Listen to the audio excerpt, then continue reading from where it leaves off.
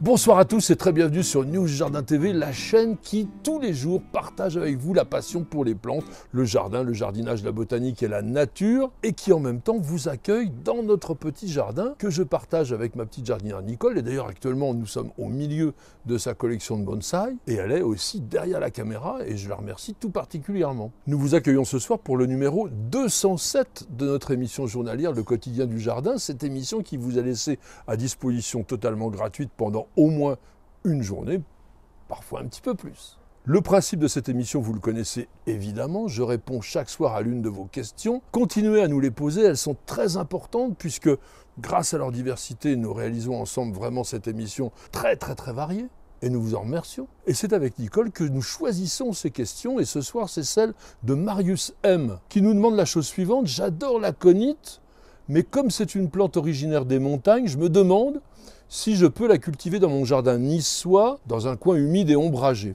Une nouvelle fois, le genre Aconitum a été créé par M.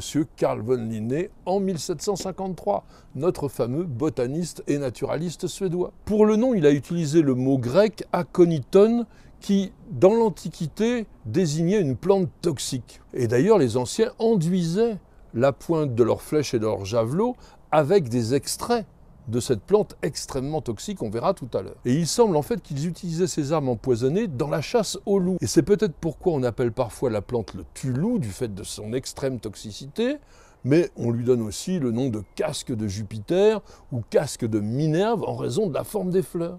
Les aconites appartiennent à la famille des renonculacées, dont tous les genres qui la composent sont des plantes toxiques, que ce soit les anémones, les ancolies, genre Aquilegia, les clématites, genre Clématis, les delphiniums, les ellébores, genre Elleborus, ou évidemment les renoncules, genre Ranunculus. De leur côté, les aconites sont des plantes vivaces, principalement originaires des prairies montagnardes de l'hémisphère nord. Ce sont des plantes extrêmement résistantes au froid, et il est vrai que dans la région niçoise, elles peuvent peut-être avoir des difficultés à s'acclimater du fait de la longueur des journées chaudes, et ça ne s'arrange pas ces derniers temps. Les aconites sont des plantes érigées, de taille assez imposante la plupart du temps, qui dépassent largement 1 mètre de hauteur, et qui portent des feuilles alternes de 5 à 10 cm de long, feuilles palmées, franchement découpées en 5 à 7 lobes, et surtout, on les admire pour leurs fleurs très curieuses, uniques, en forme de capuchon, 3-5 cm de long, guère plus, qui sont réunies en grappes ou en panicules, qui peuvent atteindre 30, 40, 50 cm de haut, et dressées toujours au-dessus des feuilles.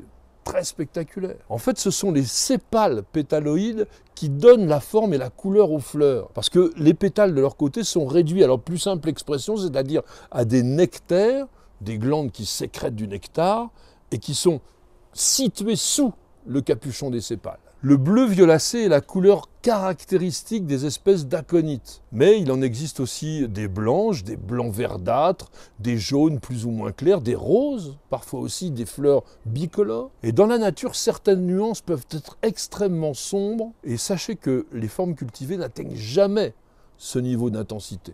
Et une chose importante à savoir aussi, contrairement à beaucoup d'espèces de renonculacées parmi celles que l'on a citées précédemment, eh bien, chez les aconites, il n'y a jamais de fleurs doubles. Quant à la fructification, c'est ce que l'on appelle un agrégat de follicules, les follicules étant une structure sèche qui contient de nombreuses graines. Les fleurs de l'aconite sont pollinisées par des bourdons, et il y a même un bourdon qui s'appelle le bourdon des aconites, qui fréquentent surtout l'aconite tue-loup, parce que ces insectes possèdent la force suffisante pour ouvrir la fleur et atteindre le nectar qui se trouve à l'intérieur. Certaines abeilles particulièrement astucieuses, qui ont une langue assez courte, forent des trous directement au sommet des fleurs pour aller prélever le nectar. On va passer rapidement en revue les aconites que l'on cultive assez couramment dans les jardins.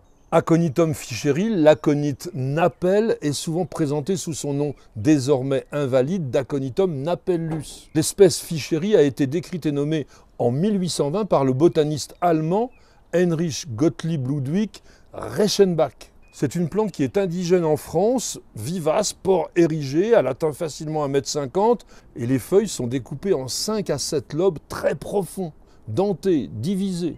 Et les grappes compactes de fleurs bleues indigo apparaissent en juillet-août. Aconitum carmichaeli a été décrit et nommé en 1879 par le botaniste, explorateur et pharmacien militaire français Jean Odon Debeau. La plante ressemble énormément à l'aconite napelle, mais elle s'en distingue par ses feuilles ovales, coriaces, découpées en 3 à 5 lobes seulement, et elle porte des panicules de grandes fleurs violettes ou bleues qui s'épanouissent un peu plus tard au mois de septembre. La plante peut mesurer jusqu'à 2 mètres et c'est une espèce qui se rencontre de la Russie à la Chine. Aconitum X camarum, c'est un hybride naturel décrit et nommé en 1762 par Carl von Linné. C'est une très jolie plante aux feuilles vert foncé, lustrées, ovales, arrondies parfois, découpées en 3 à 7 lobes profonds. Et cet aconite hybride a donné naissance à divers cultivars dont je vous recommande tout particulièrement Bicolore, qui produit des panicules de fleurs bleues et blancs sur des branches arquées qui mesurent environ 1,20 m. Aconitum lycoctonum, c'est l'aconite Tulou, décrit et nommé en 1753 par Linné, encore une fois, vivace originaire d'Europe centrale et du Sud, qui forme une belle touffe d'1,50 m environ, aux feuilles vert foncé, découpées en 5 à 7 lobes. Tout ce monde-là se ressemble pas mal. Et les panicules de fleurs, en revanche, sont souvent jaune pâle et parfois pourpres. Et elles apparaissent aussi en juillet-août. Sachez que toutes les parties des aconites, mais principalement les racines d'aconite napelle, sont extrêmement toxiques en raison de leur forte concentration en aconitine. C'est un alcaloïde aux puissants effets neurotoxiques et cardiotoxiques. Sachez que 2 mg seulement d'aconitine, c'est-à-dire entre 2 et 3 g de racines fraîches, peuvent entraîner la mort en 1 heure seulement, à cause d'une paralysie respiratoire et une insuffisance cardiaque. C'est pourquoi l'aconite napelle est considérée comme la plante la plus toxique d'Europe. Et donc il faut la manipuler vraiment avec précaution et ne pas l'intégrer dans des jardins où il y aurait des jeunes enfants qui ne seraient pas capables de distinguer le danger de la plante. Et puis sachez aussi que le contact même de la plante peut être désagréable parce que des personnes ont une réaction négative au simple fait de toucher le feuillage. Mais les aconites ne sont pas des poisons pour tout le monde, puisque certaines espèces d'aconites servent de nourriture aux chenilles de plusieurs papillons nocturnes. Par exemple, l'aconite napelle est l'hôte de la boarmie crépusculaire et de la noctuelle du salsifis. L'aconite tulou est apprécié de l'écaille jaune et de la gemme violette. Au jardin, les aconites sont des plantes idéales à mi-ombre, en sous-bois ou dans les massifs. Il leur faut un sol riche et frais, mais sinon, il n'y a absolument aucun problème. Et pour confirmer tout ce que je viens de vous dire, je voudrais terminer en citant Bernard Nicolet qui, dans Les plus belles fleurs des Alpes en 2010, a dit la chose suivante. Sous le pseudonyme de casque de Jupiter, cette guerrière immobile impressionne. Elle a le pouvoir de châtier violemment celui qui voudrait la grignoter. Merci à tous et à chacun de nous avoir suivis. J'espère que cette évocation d'une plante extrêmement spectaculaire mais redoutable vous aura intéressé.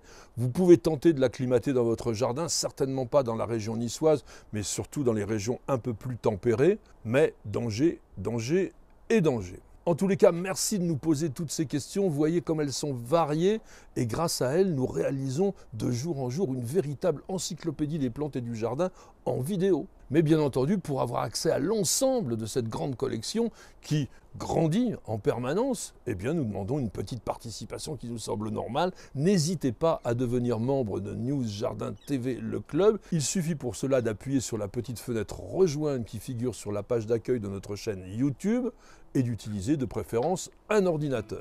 Madame, monsieur, je vous souhaite de passer une excellente soirée et je vous donne rendez-vous dès lundi pour de nouvelles aventures jardinières et bien sûr un nouveau numéro de notre émission journalière Le Quotidien du Jardin. C'est sur News Jardin TV et nulle part ailleurs.